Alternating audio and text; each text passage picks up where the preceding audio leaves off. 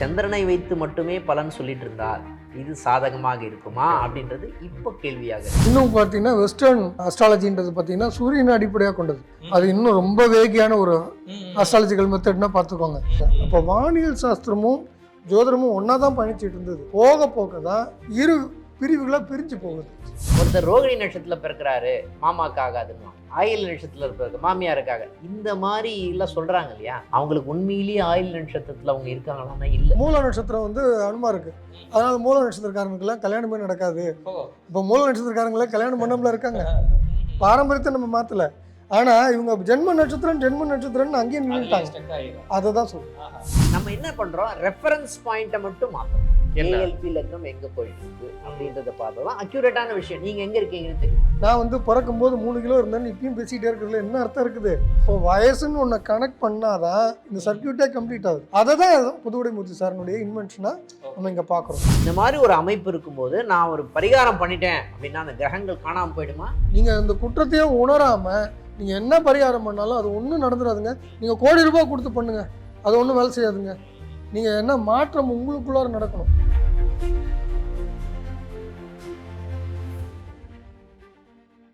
இப்போ மக்களுக்கு வந்து ஒரு பெரிய குழப்பம் அதுதாங்க ஐயா. எப்படின்னா, இப்போ இவ்வளோ நாள் என்கிட்ட சொன்னீங்க, எங்களுக்கு தெரிஞ்ச வந்து இவ்வளோ இன்டெப்த்தாக தெரியாது. ஒரு சராசரி மனுஷனுக்கு வந்து நான் இந்த ராசி இந்த நட்சத்திரம், என்னோட நட்சத்திரத்துக்கு இன்றைக்கி பலன் இது எனக்கு போதும், ராசிக்கு இன்றைக்கி பலனா இது போதும், இந்த மனநிலையில் தான் இருக்கும். ஆனால் ஒரு முக்கியமான விஷயங்கள், கல்யாணம் அல்லது வீடு கட்டணும், ஒரு தொழில் துவங்கணுங்கிற போது தான் ஜாதகத்தை ரொம்ப டெப்த்தாக போய் பார்க்குறோம்.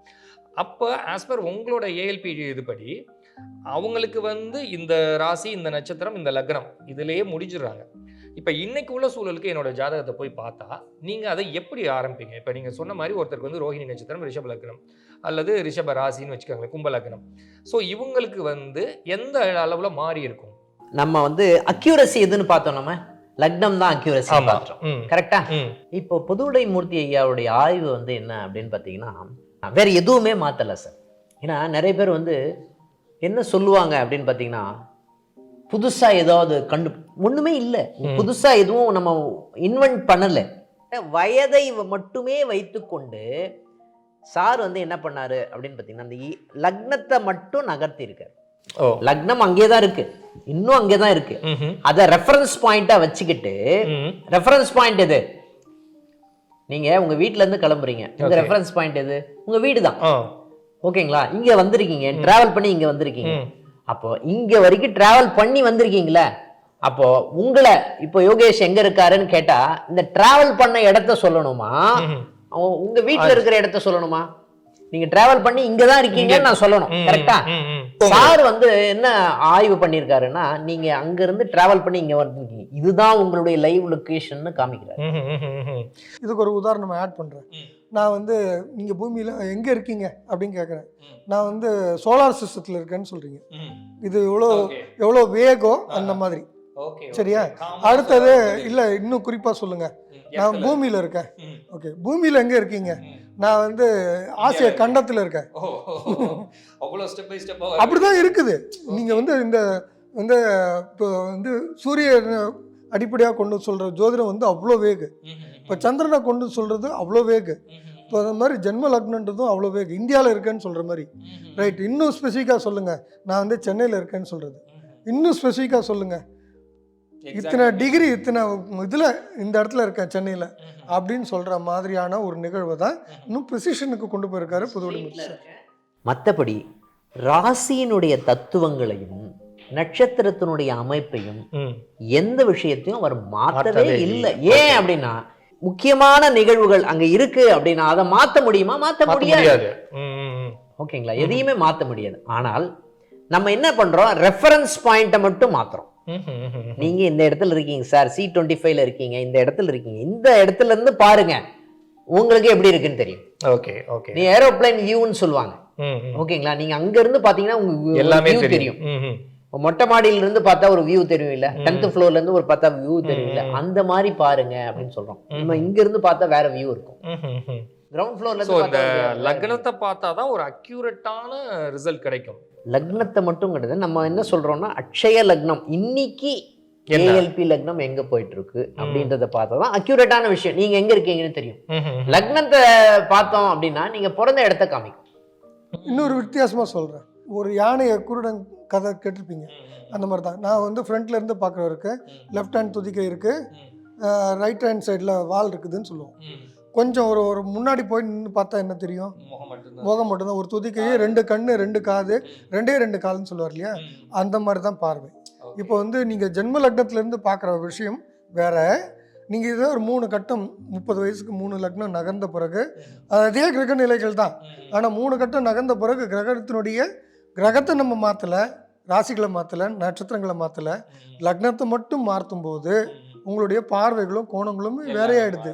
ஆனால் அது அப்படி நகர்த்தும் போது வர்ற ஆன்சர்ஸ் வந்து டு த கோர் ப்ரிசிஷன் கிடைக்குதுன்றது தான் இங்கே ஆச்சரியமான நிகழ்வு. இது பாரம்பரியம் படித்தவங்களுக்கு கட்டாயமாக இது ஒன்றும் இல்லை, வயசுக்கு ஏற்ற மாதிரி லக்னத்தை நகர்த்தி பார்த்தாலே அவங்க ஆன்சர்ஸ் ஆச்சரியப்படும்படியாக இருக்குது. இல்லை, இப்போ நீங்கள் அந்த நுணுக்கம் ரொம்ப அக்யூரேட் ரிசல்ட்டுங்கிறது வந்து எப்படி வரப்போகிற விஷயத்த சொல்ல முடியுமா, இல்லை நடந்த முடிந்த விஷயம்? ரெண்டுமே சொல்ல முடியுன்றது தானே உண்மை. ஜோதிடன்றது அடிப்படையாக அவங்க வாழ்வியலினுடைய பாதை. அந்த பாதையில் ஒவ்வொரு வயசுலையும் என்ன நடக்கணும். நான் வந்து பிறக்கும்போது 3 கிலோ இருந்தேன்னு இப்பயும் பேசிக்கிட்டே இருக்கிறதுல என்ன அர்த்தம் இருக்குது? இன்றைக்கி நான் வயசில் என்ன இருக்கேன்றது தான் முக்கியம். கரெக்டாக? ஆமாம். நான் வந்து சின்ன 20 வயசில் ஒல்லியாக இருந்தேன்றது வேற, இந்த வயசுக்கு நான் கொஞ்சம் குண்டாக இருக்கேன்றது வேற, 80 வயசுக்கு நான் திரும்ப இழக்கவும் செய்வேன்றது தான் உண்மை. வயசு மாற மாற என்னுடைய உடல் அமைப்புகளும் மாறிட்டே தானே வருது. கரெக்டா? அதே போல் இந்த ஜோதிட கட்டங்கள் பற்றி கொஞ்சம் சொல்லுங்கள். இப்போ கட்டங்கள் வந்து பார்த்திங்கன்னா நமக்கு ஒரு சின்ன சின்ன விஷயங்கள் எல்லாருக்குமே தெரியும். இப்போ சாதாரணமாக எல்லாம் வந்து உங்களை போன்ற ஒரு பெரிய ஜோதிடர்களை பார்த்து இவங்களும் கொஞ்சம் கொஞ்சமாக கற்றுக்க ஆரம்பிச்சிட்டாங்க. பார்க்கும்பொழுது ஒரு சில விஷயத்தில் இப்போ சந்திரன் இருக்கிற கட்டம் தான் ராசி அப்படின்னு தெரியும், லானும் போட்டிருந்தா அது லக்னம், அதுதான் அவங்களுக்கான லக்னம் சொல்லுவோம். நட்சத்திரம் அதை வந்து கண்டுபிடிக்க முடியாது, கஷ்டம்னு நினைக்கிறேன். நட்சத்திரம் கண்டுபிடிக்கிறதுக்கு அது ஏதாவது இருக்கு? சின்ன சின்ன அடிப்படைகள் தான். படிக்கணும்னு முடிவு பண்ணிட்டா முழுசாக படிக்கணும். சத்யா சார் அழகாக சொன்னார், அறகுறையான ஞானம் ரொம்ப டேஞ்சர். அது வந்து எனக்கு வந்து நான் யூடியூப்பை பார்த்து ஆப்ரேஷன் கற்றுக்கிறேன்ற மாதிரி நிகழ்வாயிடக்கூடாது. சரியா? அதை கற்றுக்கணும்னு முடிவு எடுத்தீங்களா, முறையாக கற்றுக்கோங்க. ஏல்பி தான் படிக்கணும்னு கூட சொல்லுங்கள், வேற எங்கேயாவது போய் படிங்க, உங்களுக்கு எது ஒத்து வருதோ அதை செய்யுங்க, ஆனால் படிங்க. ஏன்னா இது அடிப்படை வந்து உங்கள் வாழ்வியல் இது. அதனால உங்களுக்கு ஜோதிடம் பற்றி கட்டாயமாக தெரிஞ்சிருக்கணும். இல்லை, அது ஒரு பேசிக்கான விஷயங்கள் எதாவது இருக்கா சார்? இப்போ கட்டத்தை பார்த்தா ஒரு நட்சத்திரம் எப்படி கண்டுபிடிக்கிறது? நம்ம வகுப்புலேயே பார்த்தீங்கன்னா 4வது நாளில் ஒரு வகுப்பு நடத்தும். சத்யா சார் தான் நடத்துவார் அந்த பாடத்தை. ஆதிபத்தியம்னு சொல்லுவோம். ஆதிபத்தியம்? ஆமாம். அதிபதி ஆதிபத்தியம். அதிபதின்றது இப்போ ஜனாதிபதின்னு கேட்டிருப்பீங்க, நாட்டினுடைய அதிபதி ஜனாதிபதி. கரெக்டா? அந்த மாதிரி ஒவ்வொரு கட்டத்துக்கும் ஒரு அதிபதி இருக்கார் இல்லையா, அதுதான் அதிபதின்னு சொல்லுது. சார், நீங்கள் இப்போ சொன்னீங்க அந்த ஆதிபத்தியம் அப்படிங்கிற ஒரு விஷயம் தான் அந்த லக்னத்தை பேஸ் பண்ணி ஸ்டடி பண்ணுறது, அனலைஸ் பண்ணுறது. ஆதிபத்தியம்னா என்ன சார்? அதை பற்றி கொஞ்சம். அதிபதின்ற வார்த்தையை மேலே புரிஞ்சுக்கும், ஜனாதிபதின்ற வார்த்தையை கேட்டிருப்போம்.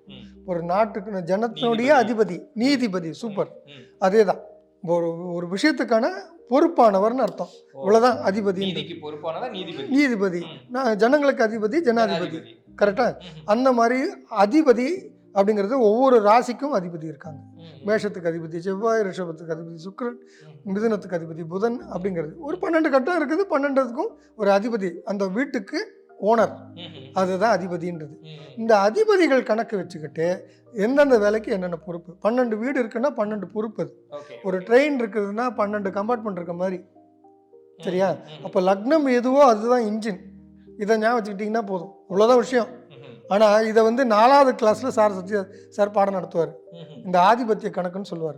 இந்த ஆதிபத்திய கணக்கு தெரிஞ்சிட்டாலே உங்கள் ஏஎல்பி லக்னம் என்னென்ன, ஜென்ம லக்னத்துலேருந்து ஏஎல்பி லக்னம் இன்னைக்கு வயசுக்கு என்ன லக்னம்னு எடுத்துட்டிங்கன்னா அதுக்கே ஒரு ஜென்ரலாக கிரகமே அடைக்காம கிளாஸில் எல்லாருமே பலன் சொல்லுவாங்க. அது வந்து 70% பர்ஃபெக்டாக இருக்கும். இவ்வளோ இன்ட்ரெஸ்டிங்கான விஷயம் இருக்குது. 3க்கும் 4க்கும் உடையவர் சனி பகவான். இப்போ விருச்சிக லக்னம் 3க்கும் 4க்கும் உடையவர் சனி பகவான்னா 3ன்னா முயற்சி, 4ன்னா சுகம். இவர் சுகத்துக்கும் முயற்சிக்கும் அதிபதி யாரு? சனி பகவான். இந்த சனி பகவான் 3, 4 நல்ல அதிபதிங்கிறனால இந்த முயற்சிகள் நல்லா இருக்கும். சுகமாக இருப்பாருன்னு பலன் சொல்லிடலாம். அம்மா மூலியமான முயற்சி, இல்லைன்னா இளைய சகோதரன் மூலியமா சுகம் அப்படின்றது கிடைக்குமானா கிடைக்கும்னு வந்துடும் பதில். இவ்வளோ டைரக்டாக ஆன்சர்ஸ் சொல்கிற இடத்துக்கு வந்துடும். இவ்வளோ டைரக்ட் ஆன்சர்ஸு 70% அக்யூரேட்டாக இருக்கும்னா அப்போ கிரகங்களை விட இந்த கட்டத்துக்கே ஒரு பவர் இருக்குன்னு முதல்ல புரிஞ்சுக்கணும். அதுதான் இங்கே ரொம்ப முக்கியமான விஷயமே. அப்போ ஆனால் இவருக்கு ஜென்ம லக்னம் கன்னியாக இருக்கும், அதுக்கு ஆதிபத்தியம் பார்த்தீங்கன்னா கணக்கு வராது. அப்போ வயசுன்னு ஒன்று கனெக்ட் பண்ணாதான் இது கம்ப்ளீட் ஆகுது, இந்த சர்க்கியூட்டே கம்ப்ளீட் ஆகுது. அதை தான் புதுவுடை மூர்த்தி சாரனுடைய இன்வென்ஷனாக நம்ம இங்கே பார்க்குறோம். சார் இப்போ கொஞ்ச நேரத்துக்கு முன்னாடி நீங்கள் சொன்னீங்க அந்த நட்சத்திரம் கண்டுபிடிக்கிறது அப்படின்னு சொன்னீங்க. இப்போ ஒரு கட்டம் இருக்கு, ஒரு புதுசாக ஒருத்தவங்க ஜோதிடம் பார்க்குறாங்க அல்லது ஏதோ ஒரு இதுக்காக ஒரு கட்டம் கையில் இருக்குது அப்படின்னா முதல்ல நீங்கள் சொன்னீங்க சந்திரன் இருக்கிறது தான் ராசி, லக்னம் ஈஸியாக கண்டுபிடிக்கலாம். நட்சத்திரம் அப்படிங்கிறதுக்கு ஒரு எளிமையான வழி சொன்னீங்க. 360 டிகிரி கோணம் சார். வானம், நான் வானத்தை பார்க்குறேன், 360 டிகிரி கோணத்தை பார்க்குறேன். இந்த 360 டிகிரி கோணத்தை வட்டமாக பார்க்குறத கட்டமாக போடுறோம். முதல் விஷயம். ஓகே, சரியா? அந்த கட்டமாக போடுறத 30 டிகிரியாக பிரிச்சுக்கிட்டிங்கன்னா 12 கட்டம் வந்துருச்சு. ஓகே, இது இமேஜினரி கோடு தான். இது அங்கே கோடெல்லாம் இல்லை. ஆனால் நம்ம ஒரு அடையாளப்படுத்துறதுக்கு சந்திரன் எங்கே இருக்குது, சூரியன் எங்கே இருக்குதுன்றதை அடையாளப்படுத்துறதுக்கு, இந்த சூரியன் எங்கே ட்ராவல் பண்ணிட்டு இருக்காருன்னு அடையாளப்படுத்துறதுக்கு இந்த கட்டம். சரியா? அப்போ அந்த கட்டத்துக்குள்ளாரையும் இந்த 360 டிகிரி கோணத்துக்குள்ளார நட்சத்திரங்கள் இருக்குது. 27 நட்சத்திர கூட்டம். ஒரு நட்சத்திரம்னா ரோகிணின்னா ரோகிணி ஒரு நட்சத்திரம் இல்லை, பரணின்னா பரணி ஒரு நட்சத்திரம் இல்லை. ஒரு உதாரணத்துக்கு பரணின்றது 6 நட்சத்திரங்கள் கொண்ட ஒரு கூட்டம். ஒரு நட்சத்திரன்றது ஒரு தனி சூரியன் வச்சுக்கோங்க அறிவியல் ரீதியாகவே. அப்போ 6 நட்சத்திரங்கள் சேர்ந்த ஒரு கூட்டம் தான் பரணின்றது. ஆனால் ஒரே இடத்துல இருக்கிறதுனால இந்த நட்சத்திரத்தை கூட்டத்தை தான் பரணின்னு சொல்கிறோம். சரியா? அப்போ 27 நட்சத்திரங்களை ஒரு அடையாளத்துக்கு வச்சுருக்கோம். இந்த 27 நட்சத்திரங்களையும் 12 ராசிக்குள்ளார பிரிக்கணும்னா சமமாக பிரியாது பாருங்க. அப்போ என்ன பண்ணாங்க, ஒவ்வொரு நட்சத்திரத்துக்கும் 4 பாதங்கள், 4 கால்கள் அல்லது 4 குவாட்ரண்ட்னு வச்சுக்கோங்க, 4 பங்கு. சரியா? 4 பாதம் அப்படிங்கிறது அதுதான். இப்போ ஒரு நட்சத்திரத்துக்கு 4ன்னா 27 × 4ன்னா 108 வரும். 108 12க்கு பிரிச்சிங்கன்னா 9ன்னு கணக்கு வரும். அப்போ ஒரு ராசி கட்டத்துக்குள்ளார 9 பாதங்கள். சரிங்களா? அப்போ மேஷம் எடுத்துக்கிட்டிங்கன்னா அஸ்வினின்றது ஆரம்பிக்குது. அஸ்வினி ஏதோ ஒரு இடத்துல 0 போட்டு ஆரம்பிக்கணும் இல்லையா, 0 டிகிரி. அதான் அஸ்வினி மேஷம் அப்படின்னு வச்சிருக்கோம். இதுதான் ஆரம்பம் இதுதான் முடிவுன்னு கிடையாது. இது ஒரு சைக்கிள் தான். சைக்கிளில் எது ஆரம்பம் எது முடிவு அப்படி இல்லை. ஆனால் ஒரு எங்கேயாவது ஒரு இடம் 0 டிகிரி மார்க் பண்ணாதான் ஒரு கம்ப்ளீஷன் கொண்டு வர முடியுன்றதுக்காக மேஷத்தை 0 டிகிரின்னு மார்க் பண்ணுறோம், அஸ்வினி 0 டிகிரின்னு மார்க் பண்ணுறோம். ராசி கட்டத்துக்கு மேஷம், நட்சத்திரத்துக்கு அஸ்வினின்னு ஆரம்பிக்கிறோம். கிளியரா? ரைட். இப்போ அஸ்வினியில் 4 பாதம், பரணியில் 4 பாதம், கார்த்திகை அடுத்த நட்சத்திரம். அப்போ கார்த்திகை 1 பாதம். இதுதான் மேஷம் மேஷம். அப்போ கார்த்திகை 2, 3, 4ன்ற அடுத்த 3 பாதங்களும், ரோகிணி 1, 2, 3, 4ன்றது அடுத்த நட்சத்திர பாதங்களும், மிருகசீரிடம் 1, 2, அப்போ 9 பாதங்களாச்சு. இப்போ இதுதான் ரிஷபம்னு சொல்றோம். சோ ரிஷப ராசிக்காரங்களுக்கு இந்த 3 ராசிக்குள்ள தான் ஏதாவது இருக்கும். ஆமா, 3 நட்சத்திரங்களுக்குள்ள தான் இருக்கும். ஒரு ராசின்றது 3 நட்சத்திரங்களுடைய பகுதிகளா இருக்கும். ஒன்னு முழுசா இருக்கும், ஒன்னு பாதியா இருக்கும். டிபெண்ட்ஸ்.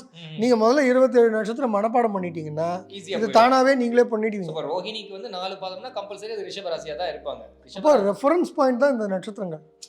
அப்போ இந்த நட்சத்திரங்கள் வெறும் ரெஃபரன்ஸ் பாயிண்டானா, நட்சத்திரங்கள் தான் எல்லாமே முடிவு பண்ணுது, கிரகங்கள் இல்லை. நட்சத்திரங்கள் கொடுப்பதை கிரகங்கள் வாங்கி டெலிவரி பண்ணுது. இதுதான் ரொம்ப இன்ட்ரெஸ்டிங்கான விஷயம். நிறைய பேருக்கு நட்சத்திரம்லாம் வேஸ்ட்ன்றாங்க. வெறும் அடையாளப்படுத்துதல், மைல் கல் மாதிரி தான், அவ்வளோதான். சூரியன் எங்கே இருக்குது, சந்திரன் எங்கே இருக்குன்னு அடையாளப்படுத்துது இல்லைங்க, நட்சத்திரங்கள் தான் கொடுக்குது. ஆனால் அதை டெலிவரி பண்ணுறது கிரகங்கள்.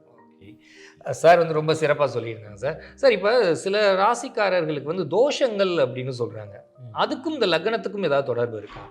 ஏன்னா சம்மந்தமே இல்லாமல் உங்களுக்கு பித்ரு தோஷம் இருக்குது, முன்னோர்கள் செஞ்ச தோஷம் இருக்குது அப்படின்லாம் சொல்கிறாங்க. தான் பிறந்த ஒரு இடத்துல நான் எங்கேயோ பிறந்திருப்பேன், எங்கள் தாத்தா பாட்டி எங்கேயோ பிறந்திருப்பாங்க, அவங்களுக்கும் எனக்கும் ஒரு பூர்வீக பந்தம் இருந்தாலும் இந்த லக்னத்தை பேஸ் பண்ணி தோஷத்துக்கும் எதுக்கும் தொடர்பு இருக்குங்களா?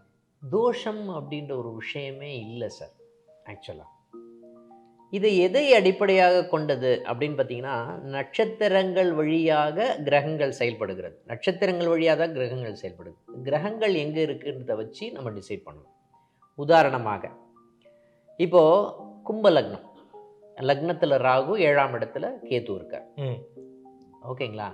லக்னத்தில் ராகு.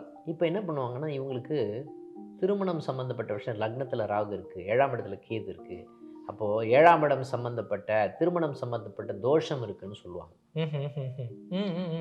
ஓகேங்களா? நாக தோஷம் இருக்குது, திருமணம் சம்மந்தப்பட்ட விஷயத்தில் தோஷம் இருக்குது அப்படின்னு சொல்லுவாங்க. ராகு கேது தோஷம் இருக்குன்னு. ஆனால் இந்த லக்னத்துக்கு அது இருக்கான்னு பார்த்தீங்கன்னா இல்லை அப்படின்ற ஒரு நிகழ்வு தான் முக்கியம். ஓகே, ஏன் அப்படி சொல்கிறோம்? அடுத்த கேள்வி ஏன் அந்த மாதிரி வருது? ஏன்னா ராகு கேது யார் அப்படின்னா அவங்க தாத்தா பாட்டி. ஓகே, பிறக்கும்போது கூடவே அவங்க தாத்தா பாட்டி இருக்காங்கன்னு அர்த்தம். இது எது டிசைட் பண்ணுது அப்படின்னு பார்த்தீங்கன்னா வந்து வயசு தான் டிசைட் பண்ணுது. பிறக்கும்போது அங்கே இருக்காங்க தாத்தா பாட்டி, இவங்க வந்து திருமணம் ஆகும்போது இவங்களுடைய லக்னம் என்னன்னா மேஷ லக்னமாக இருக்கும், மாறி இருக்கும். ஓகேங்களா? அப்போ 7ஆம் இடத்துக்குரியவன் யாரு அப்படின்னு பார்த்தீங்கன்னா 7ஆம் இடத்துல சுக்கிர பகவானா வருவார். ஓகே. அப்போ திருமணம் சம்பந்தப்பட்ட விஷயங்கள் அவங்களுக்கு சாதகமான பலனை தான் கொடுக்கும். இந்த தோஷம் இதெல்லாம் ஒன்றும் கிடையாது, ஒண்ணுமே இல்லை அப்படின்ற அமைப்பு வரும். ஓகேங்களா? சாதகமாக தான் வரக்கூடிய தன்மை இருக்கு. அப்போ என்னன்னா ஒருத்தர் வந்து மாறிட்டாங்க அப்படின்னு சொன்னா, இப்போ நட்சத்திரத்தை ஏதாவது மாத்தணுமா, கிரகங்களை மாத்தணுமா, எதுவுமே மாத்தல. இவங்களுடைய ரெஃபரன்ஸ் பாயிண்ட் அப்படின்னு சொல்றோம் இல்லைங்களா? இப்ப கும்பத்துல இருந்து மேஷத்துக்கு போயிருக்கு. 3 கட்டங்கள் நகர்ந்து இருக்கு. 3 கட்டங்கள்னா 20 to 30 வயசுக்குள்ள அவங்க இருக்காங்க அப்படின்னு அர்த்தம். இப்போ அவங்களுக்கு சுக்கிர பகவான் தான் 7ஆம் இடத்துக்குரியவனா வருவாரு. அப்போ தோஷம் அப்படின்ற ஒரு நிகழ்வு இங்க இருக்கா அப்படின்னா இல்லை. இந்த ஒரு பாயிண்ட் மட்டும் நானும் இன்னொரு கோணம் சொல்றேன். இப்போ வந்து அமெரிக்கா எந்த பக்கத்துல இருக்கு சார் இந்தியால இருந்து? இந்தியால இருந்து எங்கிருந்து பார்க்குறோன்றது பொறுத்து இதுதான் பாயிண்ட்டே. நான் இந்தியால இருந்து பார்த்தேன்னா எனக்கு மேற்குன்னு சொல்லுவேன். சரி, நான் இதுவே ஜப்பான்ல இருந்து பார்த்தேன்னா கிழக்குலையும் இருக்கு. கரெக்டா? மேற்கு ரொம்ப தூரமாக சுற்றிட்டு வரலாம், அதுக்காக அது மேற்கில் இல்லைன்னு சொல்ல முடியாது. ஆனால் கிழக்கு தான் பக்கமாக இருக்குன்றனால எனக்கு கிழக்கு பக்கத்தில் இருக்குன்னு சொல்லுவாங்க. கரெக்டா? அப்போது ஒரு எங்கே இருந்து பார்க்குறீங்கன்றது பொறுத்து தான் அது இருக்குது இல்லைன்றது. இப்போ இவங்க வந்து அக்யூரசி இல்லாத காலகட்டத்தில் ஒரு ஜென்ம லக்னத்தை மட்டும் அடிப்படையாக வச்சு அது 7 கேது இருக்குது, ஜென்மத்தில் ராகு இருந்ததுன்றது ஒரு பாயிண்ட் அன்றைக்கி கரெக்டாக கூட இருந்துக்கலாம். ஆனால் வாழ்நாள் ஃபுல்லாக கிடையாது. இப்போது கேரக்டர்னு பேசணும் லக்னத்தை. இப்போ நான் கேட்குறேன், பிறக்கும்போது யார் என்ன கேரக்டரோட பிறந்தாங்க? 10 வயசு வரைக்கும் தான் யாருன்னே தெரியாத ஒரு குழந்தை, தான்ற சுய சிந்தனையே இல்லாதவன் தான் குழந்தை. அதனால தான் குழந்தை மனம்னு பேசுகிறோம். கரெக்டாக? இப்போ ஒரு பர்டிகுலர் ஆன பிறகு தான் நான் வந்து ரோஷக்காரன், நான் கோபக்காரன், நான் வந்து ரொம்ப அமைதியானவன், நான் நல்லா படிப்பேன், நான் படிக்கவே மாட்டேன், நம்ம மக்கு, இதெல்லாம் நான் நானே டிஃபைன் பண்ணிக்கிற விஷயம் தானே கேரக்டர்ன்றது. கரெக்டாக? அப்போது கோபக்காரனாக இருக்கிற ஆள் குறிப்பிட்ட வயசு தாண்ட பிறகு இல்லை கோபம் அர்த்தம் இல்லாததுன்னு புரிஞ்சு மாறுறாங்களா இல்லையா? இப்போ கேரக்டர் சேஞ்ச் இருக்கா இல்லையா? கேரக்டர் சேஞ்சே ஆகாத அப்படின்னு டிஃபைன் பண்ண ஒரு காலம் இருந்தது. அறிவியல் கூட அது ஆமாம் அப்படிதான் சொன்னிச்சு. இன்றைக்கி ஜெனட்டிக்காக அப்படிலாம் கிடையாது. இப்போ ஒரு சிம்பிள் உதாரணம் சொல்கிறேன். ஒரே அப்பாவுக்கு பிறந்த 2 குழந்தைகள், அப்பாவை பார்த்து ஒருத்தன் குடிகாரனாக மாறுறான், ஒருத்தன் அப்பாவை பார்த்து நான் குடிகாரனாக இருக்கக்கூடாதுன்னு புரிஞ்சுக்கிறான். அப்போ அவனுடைய ஃப்ரீ வில்னு ஒன்று அங்கே இருக்குது. அப்போ அந்த லக்னம்ன்றது என்னென்னா அவனுக்கான சாய்ஸஸ் தான் காட்டுது. லக்னம் வளர வளர அந்த சாய்ஸஸை பயன்படுத்திக்கிறவன் ஜெயிக்கிறான், பயன்படுத்தாதவன் தோக்குறான். 2 பேருக்கும் வாய்ப்புகள் ஒன்றா தான் இருக்குது. நீங்கள் நம்ம பேசிகிட்டு இருந்தோம் இப்போ இந்த தோஷங்களுக்கு வந்து பரிகாரங்கள் அப்படின்னு சொல்லிட்டு இது ரொம்ப வணிக நோக்கத்தில் பண்ணிட்டு இருக்காங்க. பட் ஆனால் ஏஎல்பியை பொறுத்தவரையும் பரிகாரங்களே கிடையாது அப்படின்னு சொல்கிறீங்க. எதனாலயா அவ்வளோ ஆணித்தரமாக சொல்கிறீங்க பரிகாரமே வேண்டாம் அப்படின்னு? இப்போது நான் வந்து லக்னத்தில் ராகு இருக்குது, 7ஆம் இடத்துல கேது இருக்குது. நான் போய் வந்து பரிகாரம் போய் பண்ணிட்டு வரேன். ஏதோ ஒரு கோயிலுக்கு போகிறேன், ராகு கேது ஸ்தலத்துக்கு போகிறேன், பரிகாரம் பண்ணுறேன். அந்த கிரகத்தை வந்து நான் நகர்த்தி இன்னொரு இடத்துக்கு வைக்க முடியுமா? முடியாது. ஓகேங்களா? ஆனால் ஏஎல்பியில் என்னென்னா வயது வளரும் போது ஆட்டோமேட்டிக்காக அந்த ஏஎல்பி லக்னம் வளருது. அதுவே தானாக நமக்கு கொடுக்குமா அப்படின்னா எல்லா வாழ்க்கையும் அது தானாகவே கொடுக்கக்கூடிய தன்மை இருக்கு.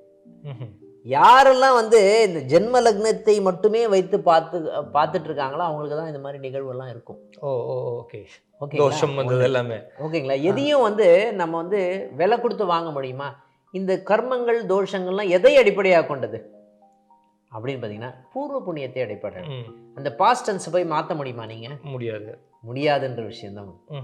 நேற்று நடந்த நிகழ்வை நீங்கள் போய் கரெக்ட் பண்ண முடியுமா? ஒரு விஷயம் தப்பு பண்ணிட்டீங்க, ஒருத்தர்கிட்ட ரஃபாக பேசிட்டீங்க, அதை போய் நீங்கள் வந்து அட்லீஸ்ட் சாரி தான் கேட்க முடியும். இதுதான் நாங்கள் சொல்லிக் கொடுக்குறோம். இதுதான் நாங்கள் இப்போ என்ன சொல்லிக் கொடுக்குறோம், நீங்கள் நேற்று பண்ணிட்டீங்க, தப்பு பண்ணிட்டீங்க, அட்லீஸ்ட் அவங்ககிட்ட போய் சாரி கேளுங்க, அவங்ககிட்ட போய் தேங்க்ஸ் சொல்லுங்க, அவங்க வந்து வணங்குங்க. இந்த மாதிரி விஷயங்கள் தான் வந்து ஒரு பரிகாரமாக இருக்குமே தவிர அட்சய லக்ன பദ്ധதியில் ஒரு பரிகாரம்ன்ற விஷயம் அதை நகர்த்தி வைக்க முடியாது. ஆனால் இன்னொரு விஷயம் ஒரு முக்கியமான விஷயம் இருக்குது. பரிகாரங்கள்னா டெபாசிட் அப்படின்ற ஒரு விஷயம் இருக்காங்க. இன்றைக்கி நான் பேங்க்கில் டெபாசிட் பண்ணால் தான் வித்ட்ரா பண்ண முடியும். அப்போது நான் என்ன பண்ணணுன்றது இந்த ஏஎல்பி லக்னம் சொல்லும். ஓகேங்களா? நட்சத்திரங்கள் கிரகங்கள் நான் என்ன பண்ணணும்னு சொல்லும். இப்போ விளக்கேத்துறது, கோயிலுக்கு போகிறது, இந்த மாதிரி சின்ன சின்ன நிகழ்வை நான் டெபாசிட் பண்ணும்போது எனக்கு ஒரு நல்ல காலகட்டம் வரும்போது இல்லையா, அந்த காலகட்டத்தில் கூடுதலாக கொடுக்குமானா கூடுதலாக கொடுக்கும் அப்படின்ற நிகழ்வு தான் முக்கியமான விஷயமே தவிர, நீங்க இந்த மாதிரி ஒரு அமைப்பு இருக்கும்போது நான் ஒரு பரிகாரம் பண்ணிட்டேன் அப்படின்னா அந்த கிரகங்கள் காணாமல் போயிடுமா? போகாது, இருக்காது. அப்படின்ற விஷயம் தான் முக்கியம். இதுக்கு என்ன பண்ணுவாங்கன்னா ஒரு எந்திரத்தை வாங்கி வைப்பாங்க, வச்சா சரியாயிடும். அந்த எந்திரம் வந்து 1 லட்சம் ரூபாய் இருக்கும். அந்த பரிகாரம்ங்கிறதே வந்து பரிகாரம் சொன்னாங்க, வணிக நோக்கத்துல எங்க வகுப்புக்கு வந்தாங்க. ஓகேங்களா, ஒருத்தருக்கு பரிகாரம் சொன்னாங்க. நீங்க வந்து எனக்கு வந்து அவர் ஜோதிடரை வந்து சொல்லியிருக்காரு, எனக்கு 30,000 ரூபாய் கொடுங்க, 30,000 ரூபாய்க்கு ஒரு வருஷத்துக்கு அந்த மாடு தானம் பண்ணணும், கோதானம் பண்ணணும்.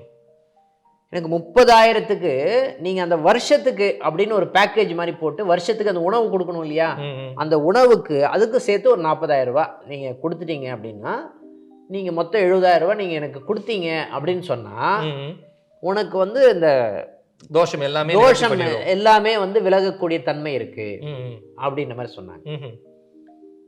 நம்ம என்ன சொன்னோம் அப்படின்னா, அந்த இடத்துல கோவூர்னு அங்க ஒரு ஊர் இருக்கு. கோன்னா பசு, ஓகே, கோன்னா பசு, கோவூர்.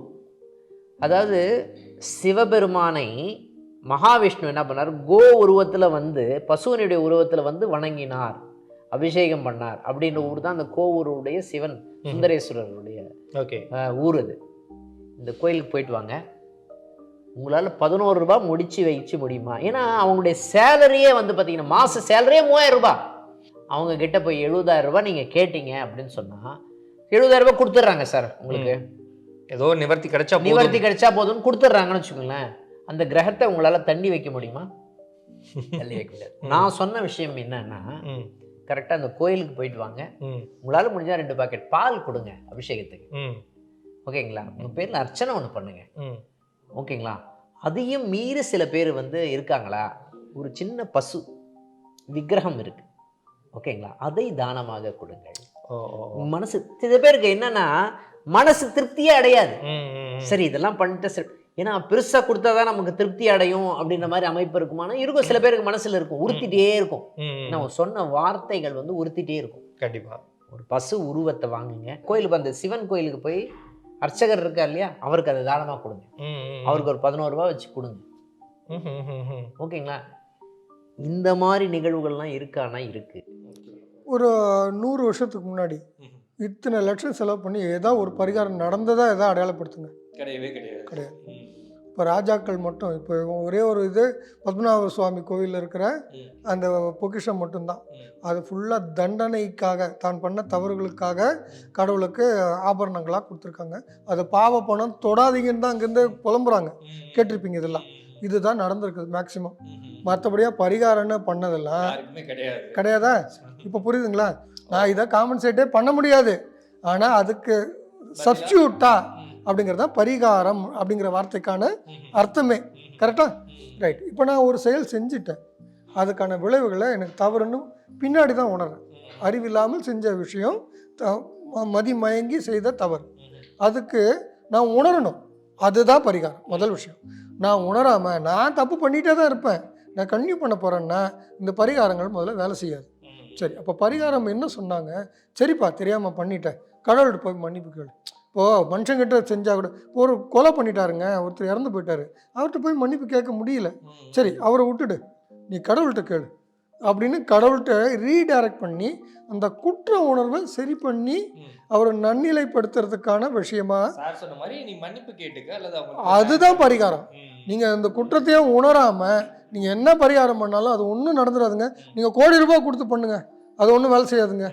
நீங்கள் என்ன மாற்றம் உங்களுக்குள்ளார நடக்கணும். ஸோ மக்கள் வந்து பரிகாரத்துக்கு செலவு பண்ணாமல் மற்றபடி தானங்கள், ஆலய வழிபாடு அது மாதிரி பண்ணிக்கங்கன்னு சொன்னீங்க. ரொம்ப மகிழ்ச்சி சார், நிறைய விஷயங்கள் பகிர்ந்துக்கிட்டீங்க. இருவருக்கும் நன்றி. நன்றி சார். நன்றி. சித்தர் பூமி.